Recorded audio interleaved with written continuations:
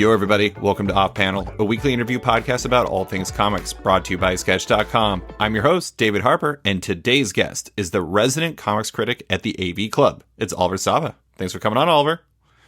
Hello. Thanks for having me. So we're doing things slightly different in this podcast. It's going to be maybe a shorter one than usual. It's also going to be very focused because a lot of people, I think I saw statistics saying that 1 in 5 people are quote unquote sheltering in place right now. So a lot of people are spending a lot of time at home. I hope you're staying at home anyways because of the whole pandemic thing. And people need entertainment. People need things to do. And what Oliver and I are here to do is we're here to provide some recommendations. A mix of books people can either buy in their local comic book shop, which you can find via comicshoplocator.com, as they're in need during the coronavirus pandemic, with many offering curbside pickup, mail order, and in some cases delivery, but also digital comic options on a variety of platforms for those who are limited in terms of, leaving the house for varying reasons. So Oliver and I are going to basically just go back and forth. We're going to talk about these comics. We're going to probably provide more than 10 recommendations each. Oliver, do you want to start? Sure. Should I start with my number one pick, or are we You starting from ordered just it? basic? No, but I mean, I have a book that is probably the number one pick that I would have for this situation. Should I just start with that Do it. then? Yeah, I'm curious. Let's do it. And that book is Here. Have you read Here by Richard McGuire? I have not. Oh man, it is a book. So it's a graphic novel. I want to say it came out from Pantheon maybe a couple years ago. Let's double check. Yes, Pantheon in December of 2014. So it's a graphic novel. It started off as a 6-page short comic in Raw, like the Art Spiegelman magazine. So it was 6 panels a page, 6 pages, and each panel is just this one specific space. But inside of that panel, he starts to layer in different time periods of that exact same space. So you're looking at a living room, but you're seeing that living room in 1950, and then there's a panel inside that is showing that space in 800 BC when it's a forest. And then there's another panel that shows it as maybe, I don't know, in the year 2000, and there's a fancy TV where there was a fireplace before or something. So this was all black and white, just pen ink drawings. And then he expands it into this graphic novel about 25 years later that he's been working on forever. And it's a multimedia, painted, pencil, charcoals, inks, all this crazy awesome shit. And it's all 2-page spreads of the exact same living room. So as you get into it, it changes. Have you seen A Ghost Story by any chance? David Lowery, I believe. So that movie plays with time and space in a similar way, although in a cinematic way versus this being sequential illustration. It's really, really cool. I mean, it's about being stuck in a room or whatever. It's not about that. The story is very kind of poetic, and you take away from it what you get from it. But it is an incredible formal experiment. Really cool. It's really fun to read. And you can buy a digital copy of it, an ebook. I don't think it's on Comixology. I mean, ideally you'd find a print copy of this because it is so the physical thing of it is just pretty impressive. And I don't know, I'm such a formalist. I like having hardcovers. Oh yeah, to feel it in my hand almost. And this one especially because it is kind of about a physical space. There's something about having the physical book there too. But anyway, it is awesome. It is just a really, really cool read. A read that you could read with little kids too. There's nothing really inappropriate about it. It's just really cool illustrations. And I think that there are some story elements that young kids will be able to pick up on, just the idea of it jumping through time and stuff. It's really cool. Highly recommend it. It's called Here. I'm looking at it right now, and it says that it goes from the year 500,957,406,073 BCE to the year 2033 CE, which is absolutely insane. But I'm just going to throw this out there. I have not read it. So if there's any retailers that are listening to me or listening to this podcast and you have it in stock, I will buy it from you because it looks awesome. I mean, just like the shots that I'm looking at, that's wild. I also have to say, thanks for leading off with like a very highbrow option that's going to make all of my choices seem very basic. How dare you? How dare you? I have a lot of lower brow options too, but I love Here. It's just so cool. Like it's definitely a comic that I like pull out for people that don't really read comics at all, and I'm like, this is what they can do. Yeah. So it looks great. Yeah, and oh God, what was I going to say? I will say about the digital versus print version for something like that. So you said it was double page spreads, right?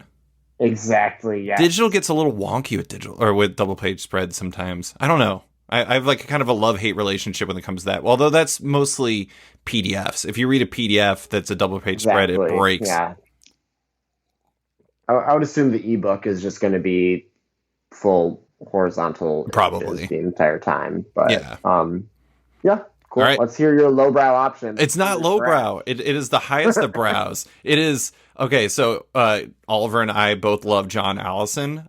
You've probably read Giant Days, but if you have not read any of his webcomics, I have very good news for you because they are all online on GoComics and on ScaryGoAround.com right now for free. I mean, honestly, like when I say right now, I mean they're always online. But I particularly recommend Bad Machinery, which is the third comic that John did in the Scary Ground Bobbin's verse, and it's about 6 kids who start like when they're first joining I think kind of like middle school style or age or so, as they age up, and all the 6 of them together solve mysteries. They're just like mystery solvers, and it stars Lottie Grote amongst other characters, but Lottie Grote, who's the star of Wicked Things, which is the new book from Max Sarin and John Allison over at Boom, and also Lottie appeared in Giant Days. But she's like, a lot of these characters regularly appear throughout these comics. Like Esther de Groot from Giant Days is in Scary Go Round. So if you love these characters and if you love John Allison's writing, these comics are just absolutely joyous. You can read them online for free, like I said, at ScaryGoAround.com, but also Oni Press has put together print versions of Bad Machinery. They are fantastic. I don't know if every shop's going to have them, but this is one of those ones that you can go either print or digital with. But it's kind of like the perfect comic for me in any situation. I've described John Allison as the Greek god of David Harper comics.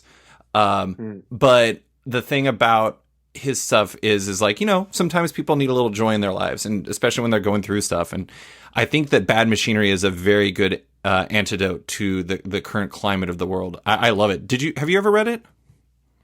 I haven't read all of it, but I've read a solid chunk of it for sure. I mean, the whole Bobbin's verse is pretty gigantic. It is. And I don't love reading stuff on the computer. Yeah. Like, I guess I have my tablet, and that makes it better, but webcomics is still a pretty big world that I don't spend a lot of time in. I've mostly read the Oni collections of Bad Machinery. Yeah. I mean, that is, I'm more of a print reader myself. I have to admit, I just got like, when I was researching a podcast for John to come on, I went to the beginning of Bad Machinery, just be like, okay, I just want to know a little something about his other work. And I just started clicking, and I kept clicking, and I kept clicking until I actually read the entirety of Bad Machinery, which was a lot. I might have, I was a little addicted to it, but anyways, it's a very joyful comic. It's young people doing young people things, but also solving mysteries. So it's like Scooby-Doo times John Allison, which is delightful. All right, what do you got for your second one? So after saying that I don't really read any webcomics, I'm recommending a webcomic, but that's because it is Nancy. It is Olivia James's Nancy, which is also all on the internet for people that want to read it whenever they want to read it. So short little comic strips about a fuzzy-haired rapscallion named Nancy. 80-year-old comic character, revitalized, last year, 2 years ago. Now she's meme queen, and we all love her. She really is the meme queen. Has she been very memed besides Sluggo is Lit? Mostly just Sluggo is Lit, but yeah, love it. Great work from home things to click on. Like that was the main way that I engaged with Nancy is at the office. I'd be like, oh, it's been a week since I checked on Nancy, and I would read the last week of strips, and then that would happen 2 weeks later, and I would read 2 weeks. And I'd remember the next day and read a strip. Very easy. They're all little strips that are just so easy to digest. Very, very fun. Always put a smile on your face, which, it looks like we're in that kind of mood. What's gonna make us happy? Oh my God, I'm gonna go such a dark direction next, but I do want to say it's also, they released a print version of, I don't know how much it collects, the Andrews McNeil publishing collection of Olivia James's first, I'm going to say yearish of it. Mm-hmm. I will say, I think the funny thing about webcomics, and also even like print versions of webcomics, it's like, do you have the Harka Vagrant collections? Yes. Yeah, I love Harka Vagrant. But the funny thing is like, they kind of operate as like almost like bathroom books for me, where I just pick it up and I read like a sequence of strips, like, maybe like 5 pages or something like that, and then I just put it down and I read some more. And that is one of the nice things about web comics is like for a lot of them, especially when they're not super serialized in like the way that like Nancy isn't serialized or like Harka Vagrant isn't, you can just pop in and pop out, and it's really nice, especially when you're working from home and you're like, I need a break, time to read some Nancy. Have you ever read Woman World? I have not. I'm looking up the cartoonist's name. Aminder Dhaliwal. Okay. It is another webcomic. Drawn and Quarterly did the collection of it a couple years ago. Very, very, very similar in terms of structure. Really funny, like a super duper funny comic. Awesome. She's just, it's always fun when you find somebody that actually knows how to make you laugh. Yes, it is. I'm going to go the opposite direction, though. I'm going to go Let's do it. Very dark. Okay. So this is going to be a multi-book recommendation. And by book, I mean, this is a digital thing that also can be printed. So Emily Carroll on her website, which is emmcarroll.com, has a bunch of very scary horror comics. I mean, I guess not all of them are horror necessarily, but they're generally so. They're on there for you to read for free. They work off of her website. Have you ever read the stuff that's on her site? I've only read the stuff that's in print. No, I've definitely read some stuff on her site. A lot of what she does is really interesting because she just like totally, it's like she uses vertical scroll in a way that's more like Webtoon and stuff. And like when you go on there, like the way that she messes with rhythms and pacing on there is really amazing, and it can make the books even spookier. And I know some people like are all about that horror life. I'm not always about that, but if I do read horror comics, Emily Carroll is like the Rolls Royce of it. All of Emily's stuff is just incredible. If you're more of a print person and you're not really big on reading digitally, I highly, highly recommend the book Through the Woods, the collection of Emily's stuff. I know that so AV Club went with what was her other book that you guys had on the best of the decade? Oh, it wasn't Through the Woods. I don't think it was Through the Woods. No. It was a webcomic only, I think, or maybe it was self-published. Oh, okay. Let's see, I know that Caitlin wrote that, so let's see what it was though. But either way, if you love horror stories, Emily Carroll's stuff is unbeatable, and it's all on her website to read. And yeah, I'm all about it. But Through the Woods is like, honestly, it was on my best of the decade list. I love Through the Woods. It scares the crap out of me, but I appreciate it for what it is. And Emily Carroll is one of the absolute best artists in comics. Just incredible stuff. It is called Margot's Room, and it is exclusively webcomic. There we go. That's on Margot's Room. mcarroll.com. So yeah, I went the dark route for this one. I dig it. You dig it? Well, let's see. I mean, if we're on the dark route, okay. I think this is dark, but it's still wacky fun. So much fun. So I don't read a lot of manga either. So I'm picking like the kind of off of like the little bits that I read of these sort of subgenres.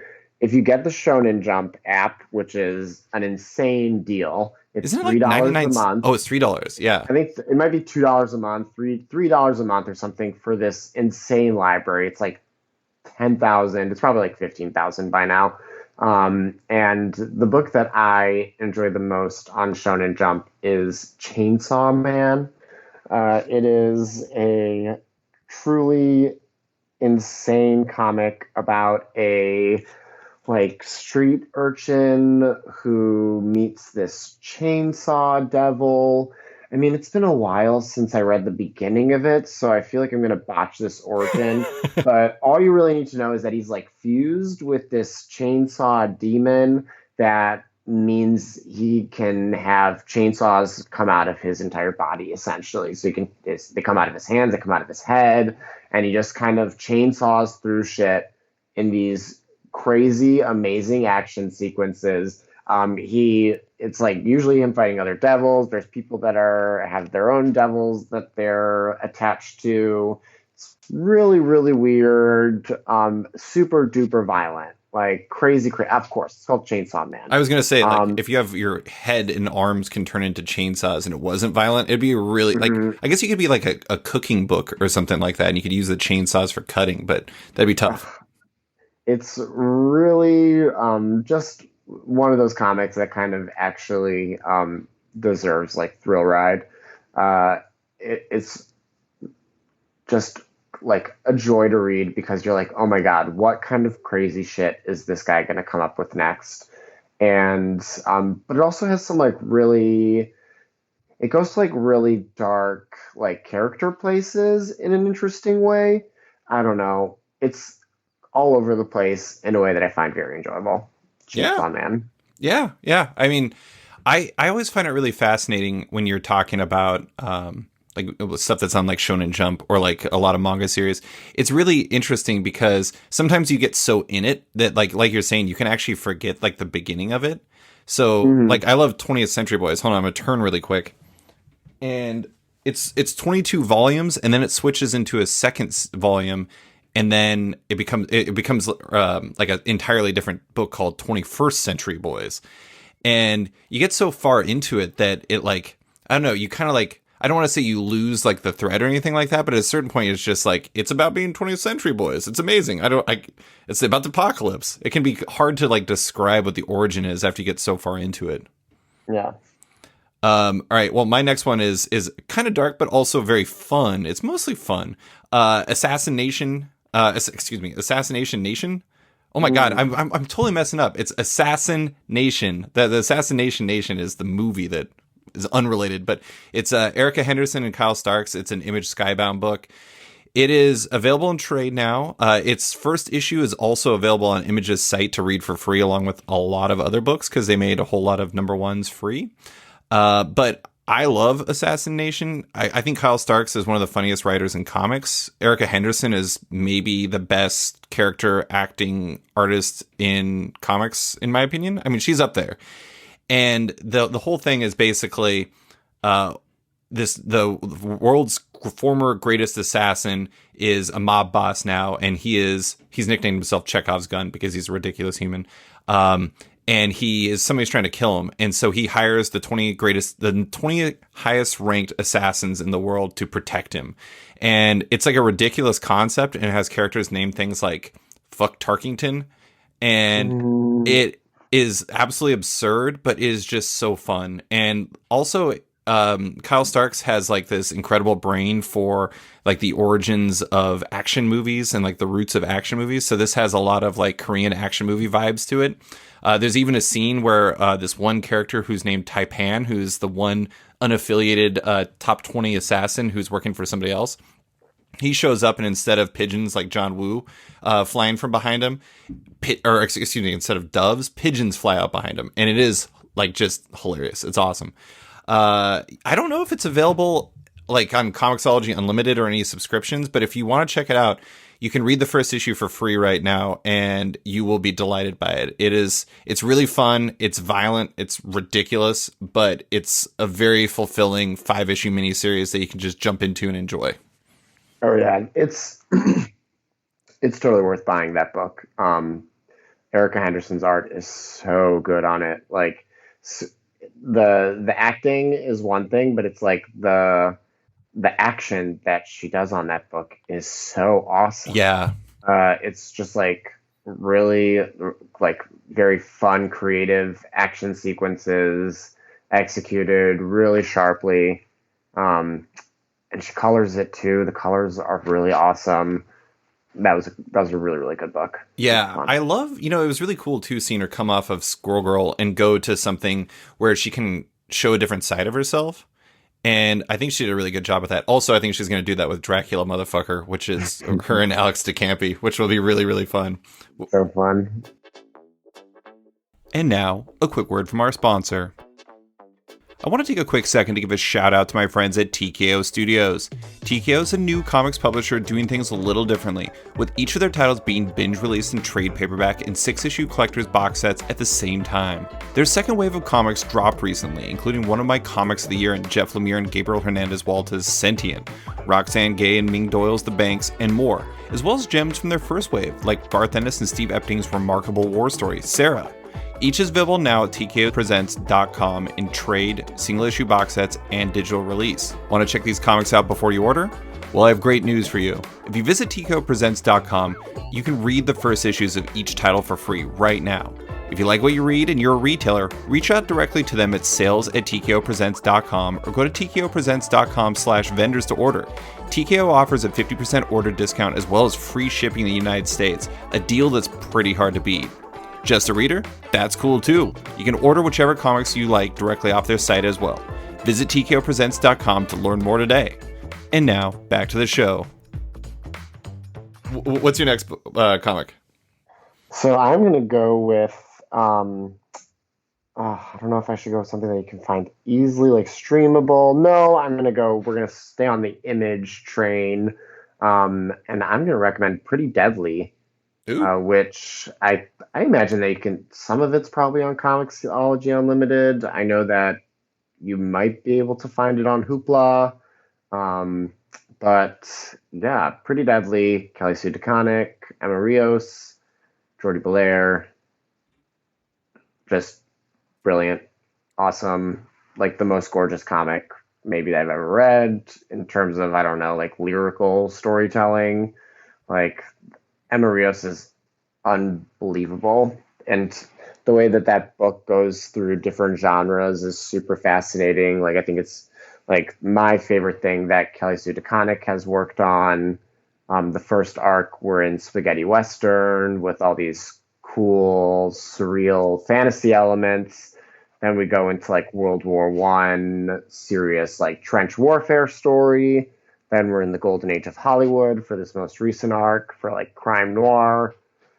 Every issue, incredible stuff with layouts, incredible stuff with line work. I mean, she has such a deep like wealth of knowledge of different kinds of like just different schools of art and the way that they mingle together on the page. Really awesome.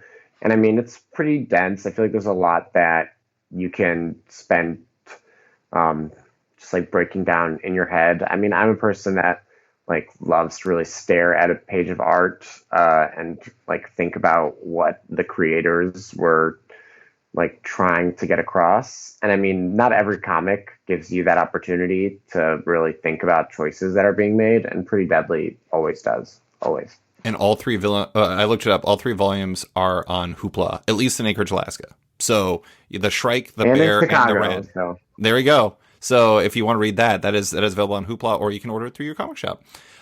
My next one, I'm gonna use one that Oliver actually wrote about on Sketched. Dial H for Hero by Sam Humphries and Joe Quinones. The thing about this comic, okay, there's a lot of reasons to love this comic, which Oliver wrote about really well.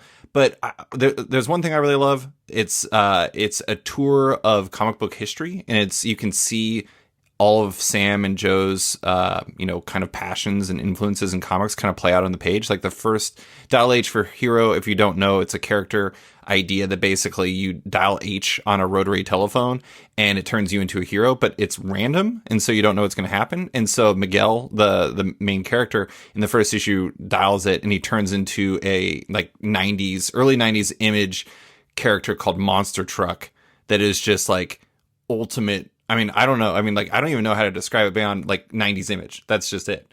And it is so fun. And the thing I really love about it, did you finish the series? I didn't actually. I think I have one issue. I have the finale. Oh my God. Well, so I'm not going to spoil anything, but the final issue is basically about hope and how hope is so important for people who are in crisis. And the fact that Sam and Joe have this like amazing, fun story where they're just like having a blast with all this whole idea, but then tie it back in together and like make their story about hope and about how hope is so important to DC's history and to the world is really, really powerful. It is really funny that this comic is coming out during a time where like everything is, I mean, like in DC's universe is very dark and it's like kind of the antithesis of everything that DC is all about. But I think it works better because of that, because it's so joyful in a way that many of those aren't. I will do a second recommendation really quick and say that I also really enjoyed Wonder Twins by Mark Russell and Stephen Byrne, which is another Wonder Comics book. Mark Russell is very smart about taking ideas that you think that and bringing all kinds of, commentary and, I don't even know how to describe it. It's just like he has this deep understanding of the world and how people really work. And whether it's the Flintstones or Wonder Twins, he just manages to take these cartoonish concepts and get something really potent out of it. And I really enjoyed that book too. Those are my two favorite Wonder Comics books. And I guess that's not like a really tough competition, but like at the same time, I really liked him. So I like Naomi. Naomi was good. Yeah, I like Naomi too. Kind of falls apart at the end, but yeah, classic Bendis. But that's a good jump into my next pick, which is Far Sector. Ooh, yeah. N.K. Jemisin and Jamal Campbell's Green Lantern book, which, oh boy. It is so beautiful. It is so beautiful. It is so, like, good in every level. And, like, Jemisin came to comics and she knew what the hell she was doing. Right? That book reads so smoothly. The world building is just really, like, smooth. I can't, like, that's the word. And it's like such a sleek book because that's what Jamal Campbell brings to it. Everything kind of glows. His art, like, it reminds me of like earlier, like Josh Middleton sometimes, but with like like Middleton meets, I don't know how to pronounce the last name, like Sejic, the guy who did Harleen. He has like this, it's digital, but it's also like super cartoony. I love his art. It works so well for Green Lantern. It's such a cool book. Alien World. Oh, I guess I should explain what it's about too. So it is basically, I would say, like, out of continuity. You don't have to read any other Green Lantern books in any way to get into this book. But it is the latest Earth Green Lantern has been whisked away to an alien planet where there have been no murders for like 500 years, I want to say, because everybody is under this sort of planet-wide emotion suppressant that like keeps them from experiencing heightened emotions. But she's investigating the first murder in a really, really long time. And then, things get super crazy from there. Really great political commentary in that book. I mean, it's I want to say, is it an all-black creative team? Yeah. Is Darren Bennett the letter on that book? I'm pretty sure. Yeah, and then, queer black lead. It's just so good. very exciting. I mean, honestly, if we could, I'm actually really far behind on Grant Morrison's Green Lantern, but like this feels like this would be a great direction to just have Green Lantern for the future. And then maybe like I really liked Green Lantern Earth One, so like do that for Hal Jordan. Yeah. I mean, who knows? Maybe that is the plan for Who knows what's going 5G. on at DC? No, I mean, like, well, as soon as you put Wally West in like Metron's chair, that's like, I don't know, powered by like Dr. Manhattan Nos, who the hell knows what's going on? But I mean, I know that the whole plan, the idea was that they were gonna bring on a new generation of heroes or whatever, and I can't imagine a better one. That's, and also I do want to say, the Jemison has like jumped in perfectly into the medium. But the other thing too is it feels like those two have been working together forever. Mm-hmm. Like they're so simpatico from the jump. It's kind of astonishing. It has this like effortlessness to it that just feels so natural, and I find it to be incredible.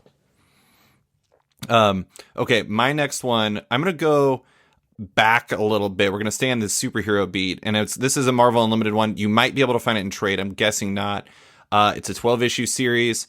It is Javier Pulido and Charles Soule's She-Hulk. And it is, it's basically a story of Jennifer Walters' She-Hulk and her balancing her like lawyer stuff with her life stuff. And it's just such a fun book. And there's just everything about it is so perfect. I'm a huge Javier Pulido mark. So Javier, I think he's being colored by Muntza Vicente on that one. Yep. And that partner, pairing is just off the charts. Kevin Wada does covers on it, and so like that's just a huge plus to it.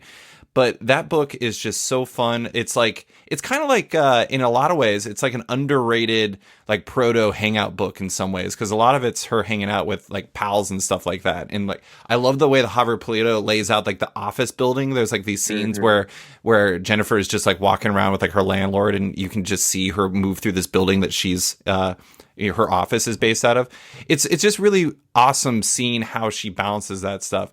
You know, that balance has been covered before by like Dan Slott's run was also really good. But I really like that. If you're looking for something that's easy to jump into, that you don't need a lot of knowledge of like the past on, you can just jump in and read this and you have a really good time. It's just a nice, tight 12-issue run. I think, didn't Michael Walsh do like an issue or two on that too?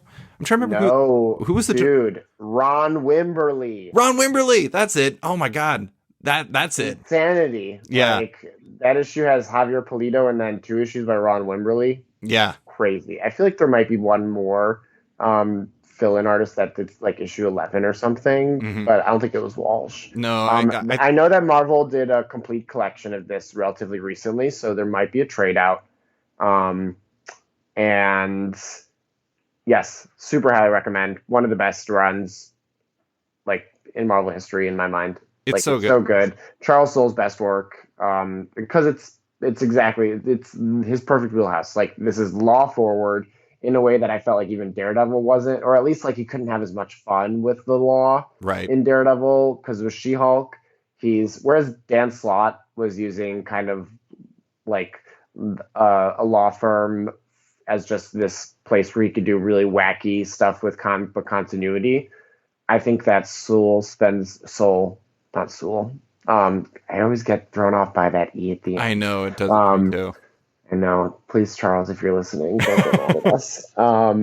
But he does such a good job with taking superhero characters and a lot of like big characters that people know and recognize and putting them inside of these real cases that have like logic behind them that actually plays out in a very dramatic way that is also really funny and silly and whimsical. Just great book. Love that. It looks like the other artist was Jason Masters, which does not strike me as correct, but according to the internet, I don't know. Either way, great book. I don't believe you. That seems really wrong. But I also know I don't think you really like Jason Masters, so I don't. Sorry, Jason Masters. This is where Marvel Unlimited comes in. I mean, Jason Masters, I just don't like those Cap issues, but that's not his fault. certainly not his fault. I don't know what happened on Cap. It's So just a tough fit. Yeah, I have to admit, I eventually dropped Cap. Sorry. I liked it. I really like. I love the Kubert stuff, and I liked it when Yu was on it. I mean, Yu is a little weird because once he starts getting to the blank eyes thing, it gets a little wacky. I just I don't know. It felt like pretty fast Leonil Yu, but what are you gonna do? Anyways, what's your next one? I'm gonna stick on both Marvel Unlimited and novelists turned Ooh, Rainbow. comic writers, Rainbow. So I am staying completely on brand with you know what, let's just do a Runaways and an Immortal Hulk double recommendation. These are going to be my Marvel Unlimited talks right now because if you're on Marvel Unlimited, there's so much on there. And I mean, the most recent Runaways run is amazing. I need everybody to be reading it so that I can keep reading it for 10 years or whatever. Uh, if you haven't read Runaways since Brian K. Vaughan was the writer on it, Rainbow Rowell, who is a novelist, uh, probably best known for Wayward Eleanor Son. Park. Eleanor and Park was like her Oh big yeah. break, but yeah, Fangirl, Wayward Son, Carry On.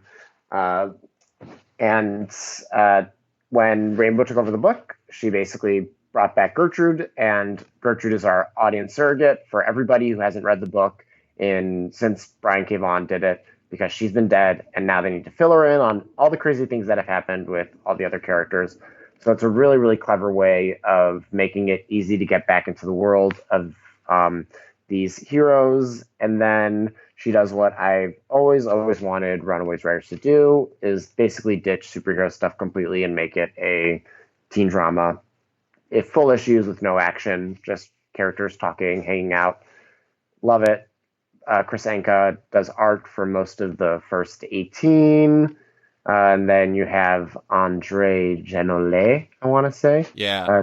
It sounds French, so I'm going to put a little I think it's French French for accent Chris on Anka because his it. his Really, really ability to fair. draw exactly like Chris Anka is like astonishing. I mean, there's like subtle differences, but it is. I'm gonna. This is gonna be a backhanded compliment at Marvel. They're not normally the best at matching villain artists or like follow up artists.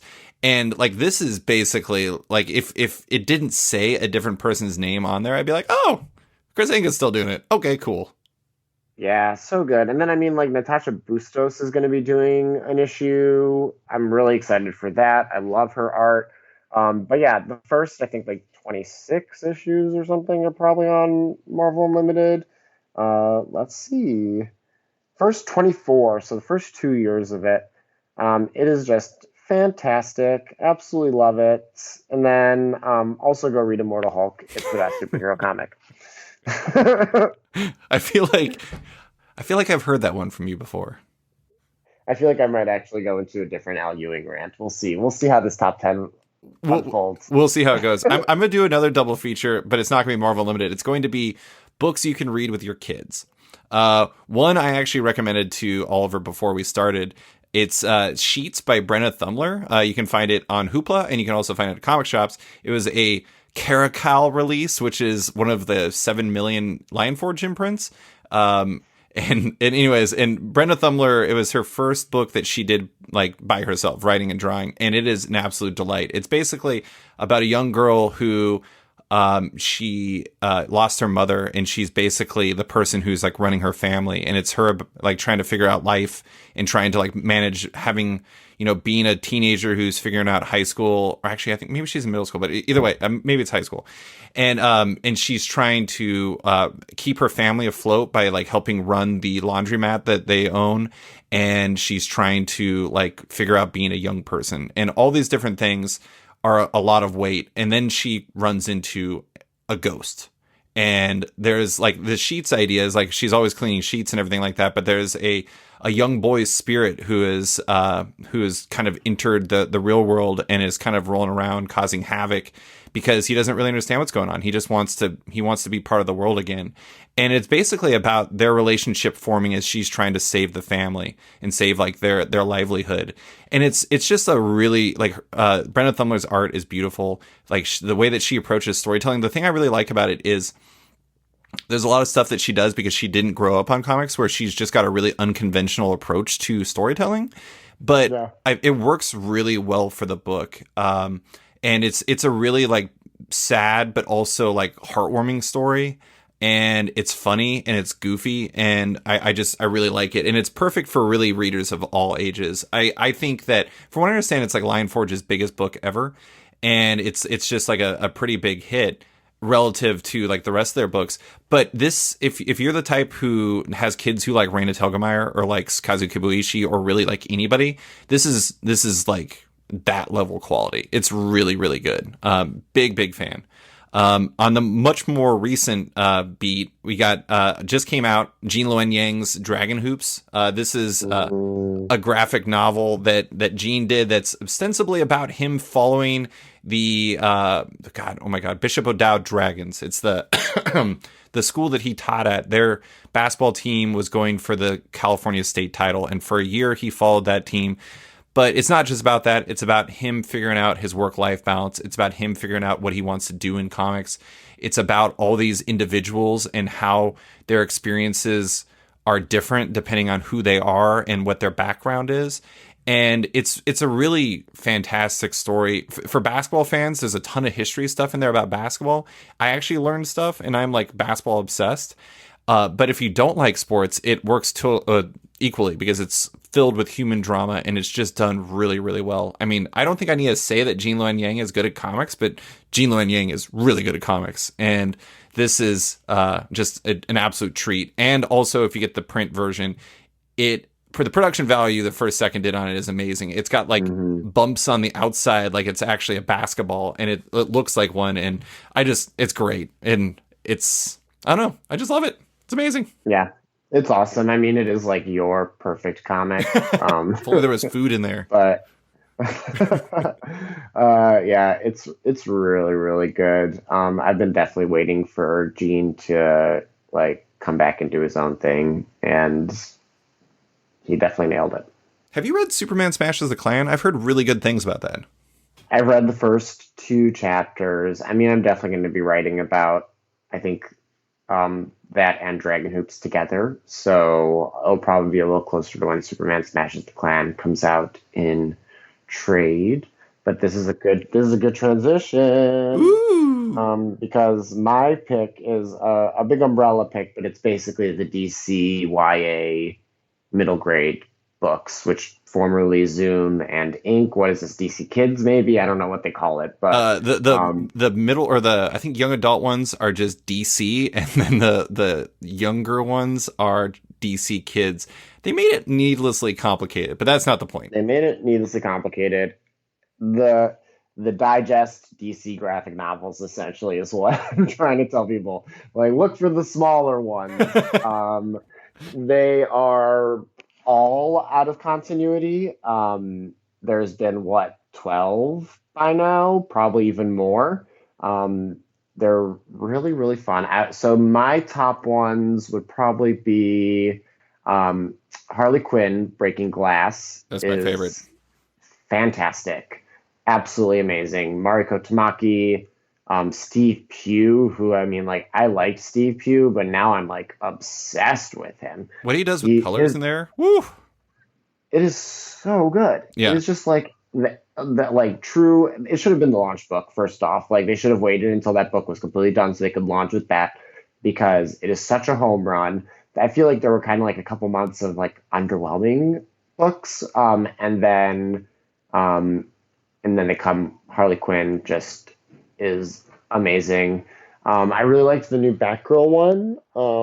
That's Shadow of the Batgirl, I believe. Sarah Kuhn and Nicole Goo. Yeah. Nicole Goo. I think that's Chris Peter coloring. Really another super duper fun book. This one's about Cassandra Cain, and we have Barbara Gordon in there as well. Gorgeous artwork again, really fun stuff with layouts. Both of these books actually have really interesting like costume creation montages, which is pretty fun. For like younger readers, Diana Princess of the Amazons, I think it's called. Hmm. Yeah, Shannon Hale. Is that Shannon and Dean Hale? I think it I'm is. not I sure. don't know. I mean, like, I'm so used to them being together that it would Yeah. be confusing if they didn't. Anyways, And who's the artist on Diana, Princess of the Amazons? Let me look that up. Really gorgeous animated artwork. So I yeah, feel it like is you can Shannon and read Dean and Victoria Ying. Victoria Ying. Yeah, a really good one for younger readers. Same with Dear Justice League, which is like a really cute book about like kids writing each member of the Justice League a letter, and the letters are just these like short stories. Gustavo Duarte does the art on that, and it's really, really nice. And then Diana, Princess of the Amazons, is just kind of a little kid version of the Wonder Woman mythos. But there's a lot of they've really nailed like a good variety in terms of tone, in terms of creator voices, character spotlight. I'm way more excited about what's happening in these lines than like what's happening in the main DC line for sure. Just because I generally like out of continuity stuff that takes the kind of like the basic building blocks and sort of like visual language of these characters, but then the creators can do whatever the hell they want with it. Yeah. So, yeah, honestly, those are in libraries. A lot of them are on Hoopla. If you have Hoopla, um, or if they're in your area, I guess. I don't know what the rules are with libraries and stuff like that. But really good stuff happening over there, especially for younger girls. Most of these books, I feel, have like female characters in the lead, which is very good and very smart. Yeah, yeah. I will, if we're talking imprints, I'm just going to give a quick shout out. I don't know if it really fits this because I don't know if people are really in the market for oversized $5.99 comics, but DC Black Label is also good if for similar, I mean, Mm-hmm. for similar reasons in the sense that they're out of continuity stories. Like Jeff Lemire and Andrea Sorrentino made me like a Joker comic, which I didn't think was going to ever happen again, Oh but wow, I I, haven't touched it. it's I actually really like it. It's really interesting. They did something different with it. I didn't think it would work. It worked really well. And also, I don't know how those two did that and Killers and didn't break pace with Gideon Falls, but I just assume that Andrea Sorrentino is more machine than human at this point. And I love Wonder Woman Dead Earth. Like Daniel Warren Johnson is just like, I mean, there's like some spreads in that book that are just like unbelievable. Like I honestly can't believe what I'm seeing when I'm looking at it. And I don't know. I obviously people aren't necessarily into the world takes right now, but or post-apocalyptic takes, but at the same time, it is a really, really good comic. But that is not my recommendation. That is just me building off your point. I'm going to deal with something involving mythology.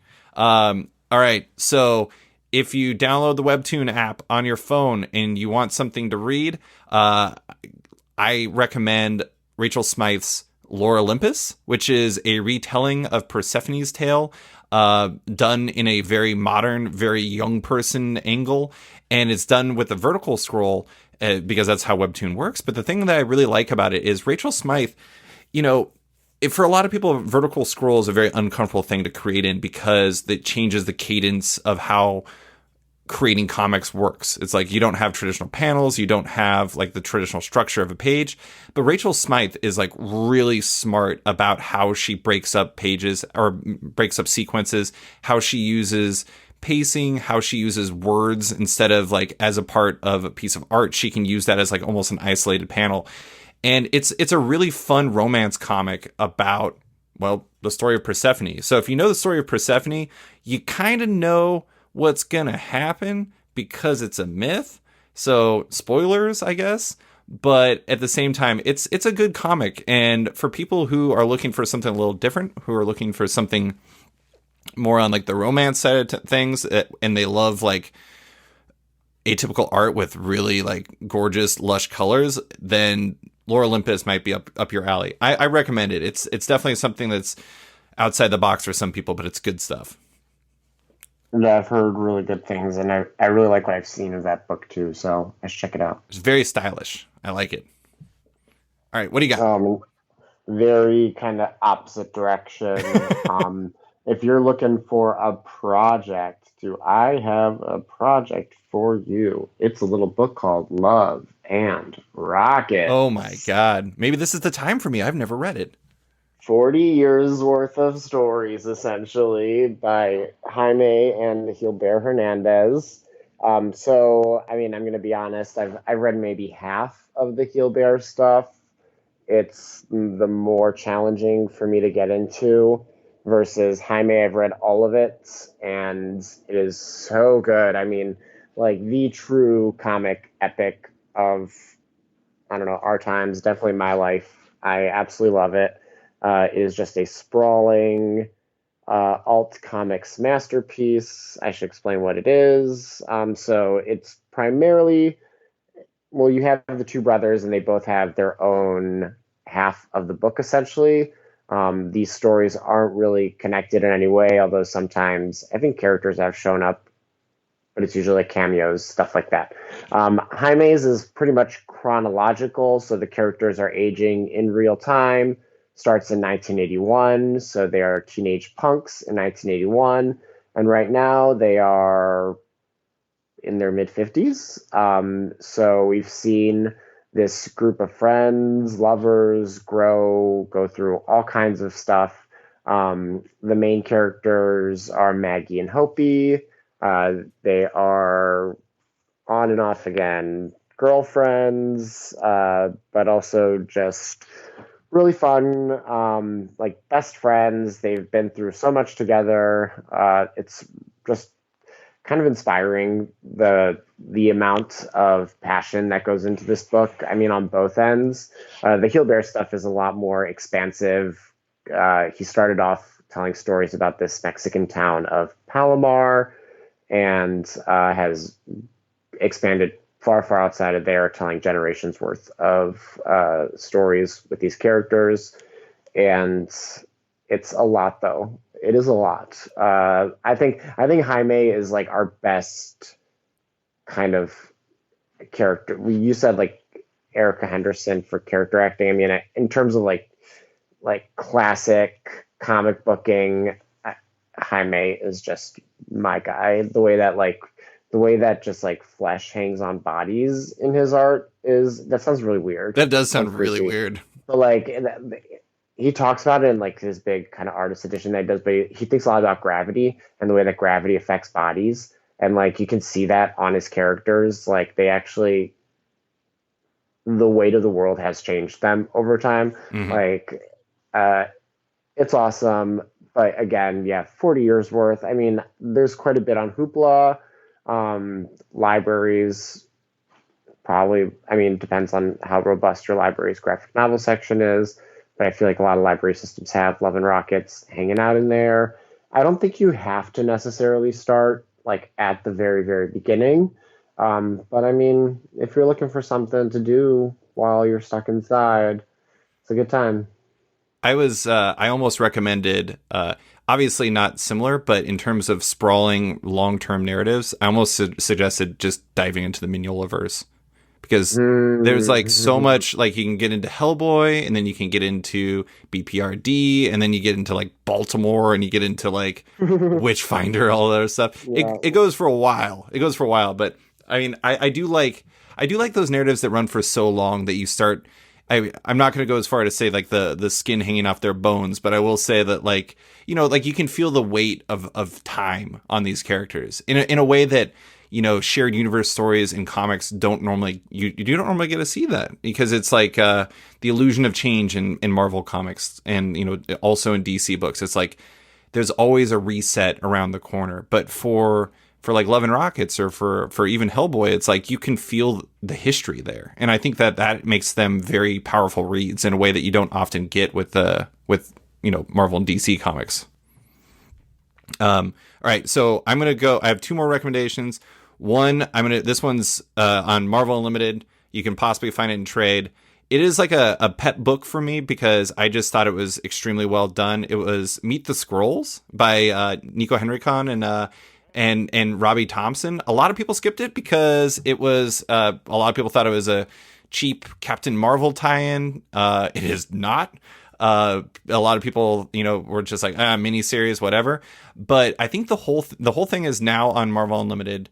It is 5 issues, and it's basically like kind of the Vision-ish, in the sense that it's about like a family of Skrulls who are living on Earth to like basically be spies, and them trying to deal with the government, the world's government's trying to take them out, but also trying to deal with subterfuge on the inside.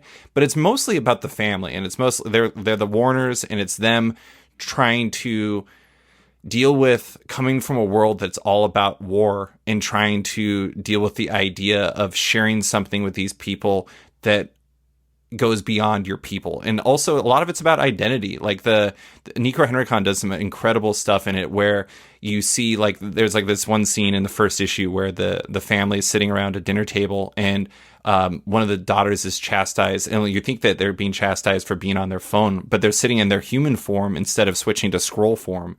And it's like this moment where you realize that like for a Skrull, it's like who you are is so amorphous. It's like who are you really underneath? And they do some really, really great stuff with that. And I'm a huge Nico fan. I mean, just his art is incredible. I think Robbie Thompson did some amazing stuff in this book in terms of, it's not what people think it is. And it's just a really, really well done book. I was a big fan. I've touted a lot, but, not as much as the next book I'm going to tout. So I like it. Go read on Marvel Limited or find the trade. What is your last one? I think it's last one. I'm going to piggyback a little bit. Yeah, I actually haven't been counting, so I hope you have. Yeah, I'm on my last one after this, so. Cool. So first off, those characters from Meet the Skrulls, they are back next week in like an Empire one-shot that is like a recount of the Kree-Skrull War. So I think they're like the framing sequence. Robbie Thompson's writing it. Mattia DeLulis, who did like the recent Jessica Jones stuff, is doing like the framing art for that. But the main art on that book is Javier Rodriguez and Alvaro Lopez doing like a recount of the Kree-Skrull War, which I am super down for. And they previously worked with Robbie Thompson on Doctor Strange and the Sorcerer Supreme, which, if you haven't read that book, it is awesome. It's 12 issues. The first, I want to say like 8 of the issues are drawn by Rodriguez, and then the rest of them are Nathan Stockman, who does a really, really great job. Yeah.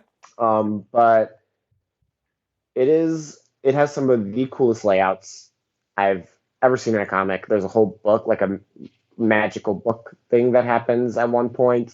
It's like a team book around Doctor Strange. Really, really fun. Nobody read it, and they really should have. I was kind of mad because I was like, if I was Marvel's publicity team, I would have been releasing those splash pages like a month ahead of time and just be like, look at how cool this shit is. I feel like they could do that with all of Javier's work, though, because like I didn't love History of the Marvel Universe, but I could just stare at those pages forever. I mean, I didn't love it, but I read every single issue. I bought every single issue, because I wanted to have it in print so I could see his art. Yeah, right. That book is so boring, but its art is so great that it's not boring. It's just a boringly written comic, but you didn't buy it for the writing. Yeah. I honestly, like, just a blanket recommendation, go on Marvel Unlimited, and if you can search Javier Rodriguez, just read all of his comics. His Daredevil stuff's great. Yeah. His Spider-Woman stuff's great. His Exile stuff is great. I mean, just read Javier Rodriguez. That's a blanket recommendation.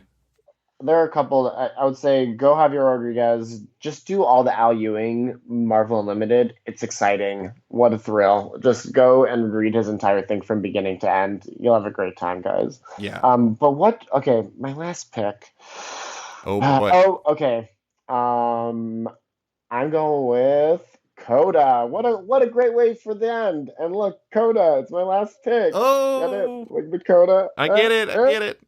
Boo, boo. I'm never gonna be invited ever again. Oh my god, Coda. Have you talked about Coda very much? Have you read Coda? I have both books. I've not read them. I have a hideous stack of books on my nightstand. It's amazing that it's still standing because it has so much weight on it. Coda is insane, and I've been explaining it. Like I recommend Coda to a lot of people because it's really like if people are Lord of the Rings fans, it's really easy to recommend it to them because you're like, okay, so Sauron is gone, and this book is about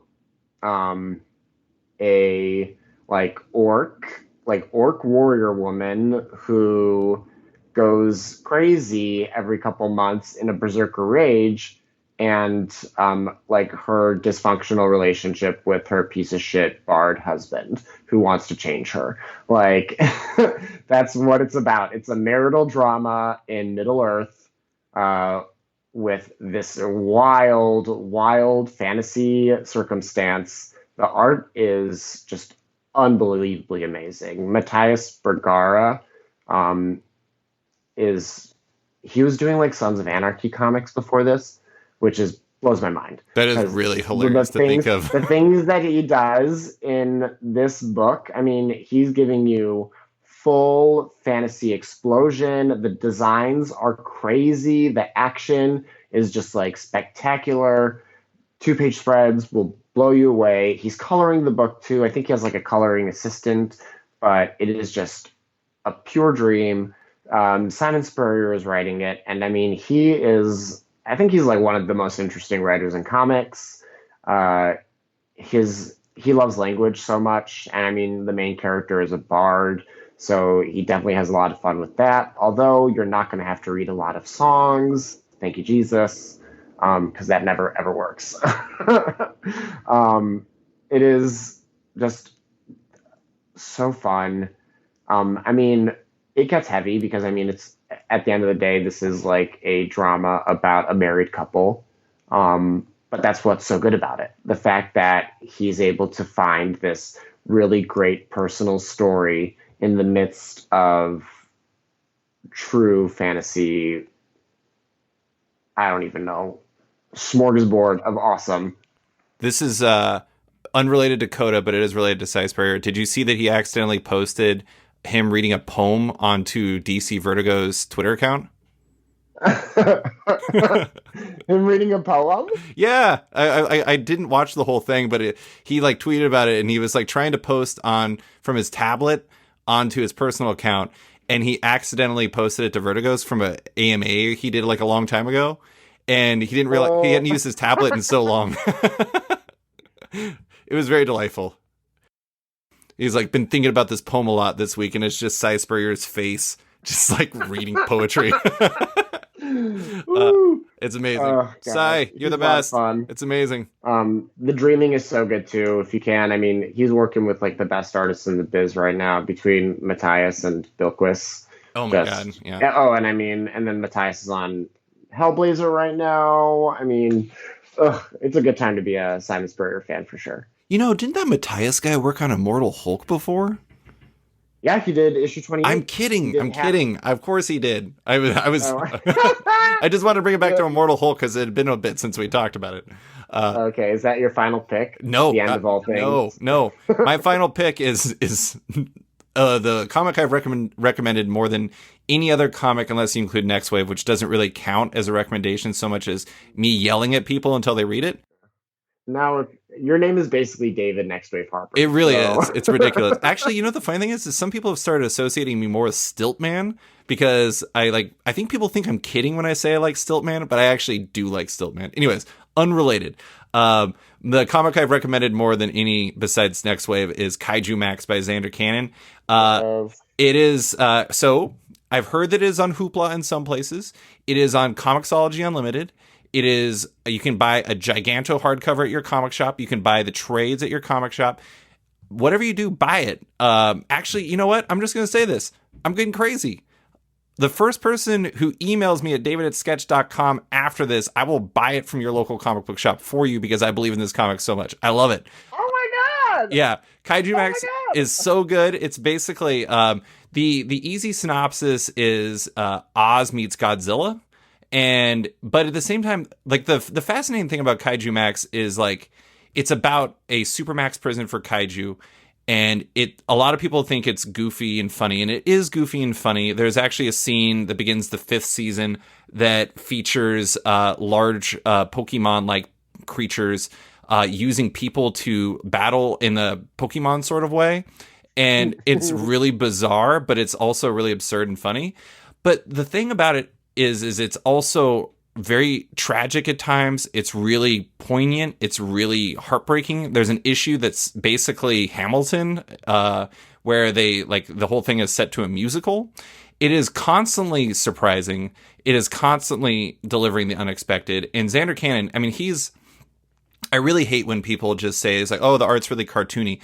Xander Cannon can deliver emotion and he can deliver impact with his storytelling as well as anybody in comics. Like to say that he's just cartoony and use that as a hand wave is both like robbing yourself of one of the greatest comics of this decade or of the past decade, in my opinion, but also like diminishing like somebody who is like one of the best creators in comics. I love Kaiju Max. I am like a huge advocate for it. It's on its fifth volume right now. The first 4 volumes are in trade.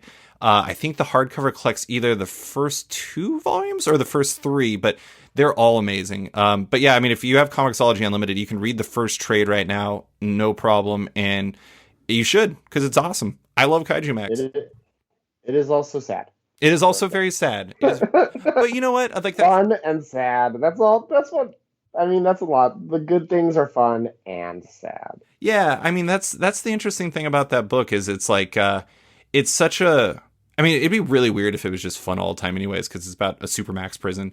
But it's like it does so much with the idea, and it's so much more than just this high concept that is like absurd, but it is, I don't know, it's just like the emotions it mines, whether it's, you know, humor based or it's like heartwarming or it's sad or it's poignant or whatever. It's just I can keep going on and on. That'd be like an entirely different podcast.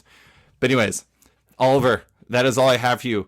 Everyone, you now have recommendations to jump into. I'm going to post these on Twitter after this runs so everyone can jump into there.